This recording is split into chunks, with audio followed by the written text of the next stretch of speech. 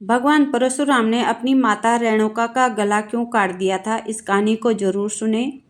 भगवान विष्णु के एक ऐसे अवतार हुए जो जन्म से तो ब्राह्मण थे, परंतु कर्म से क्षत्रिय ऋषि पुत्र के रूप में जन्म लेने वाले भगवान परशुराम ने सदा ही धर्म के लिए अपना परशु उठाया। मान्यता है कि भगवान विष्णु के अवतार होने के बाद भी परशुराम जी को महादेव को गुरु रूप में मनाने में कई यत्न करने पड़े थे, जिसके बाद स्वयं शिव जी ने परशुराम जी को शास्त्र और शस्त्र की विद्या दी थी। महर्षि जमदग्नि और माता रेणुका के पुत्र परशुराम भगवान ने सहस्रभाव नामक एक क्रूर क्षत्रिय राजा का वध किया था, जिसके बाद क्रम से उन्होंने 21 बार दुष्ट और अत्याचारी राजाओं का वध किया था। भगवान परशुराम ने एक बार अपनी मां का भी वध कर डाला था। कहते हैं कि एक बार महर्षि जमदग्नि की पत्नी रेणुका सरोवर में स्नान करने के लिए गई थी। वहां राजा चित्ररथ को नौका विहार करते देख रेणुका के मन में विकार उत्पन्न हो गया। यह विकार देख ऋषि जमदग्नि को अत्यंत क्रोध आया।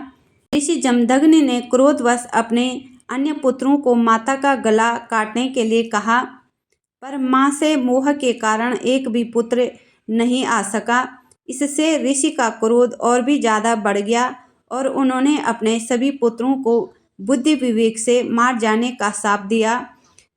इसके बाद जब उन्होंने रेणुका के वध का आदेश परशुराम को दिया, परशुराम ने एक भी सवाल अपने पिता से नहीं पूछा कि क्यों मैं अपनी माता का गला काट दूं। उन्होंने पिता की आज्ञा का पालन कर अपनी माता रेणुका का सिर धड़ से अलग कर दिया।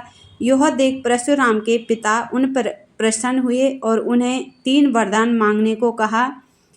पिता के कहे अनुसार परशुराम जी ने उनसे 3 वरदान मांगे। पहला, माता को फिर से जीवित करने का, दूसरा, भाइयों की बुद्धि ठीक करने का और तीसरा, दीर्घायु अजेय होने का।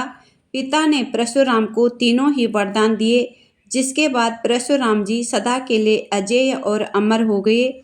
इस प्रकार उन्होंने अपने पिता की आज्ञा के अनुसार अपनी माता का धड़ सिर से अलग करा था और फिर से अपनी माता को जीवित करने का वरदान भी मांगा था।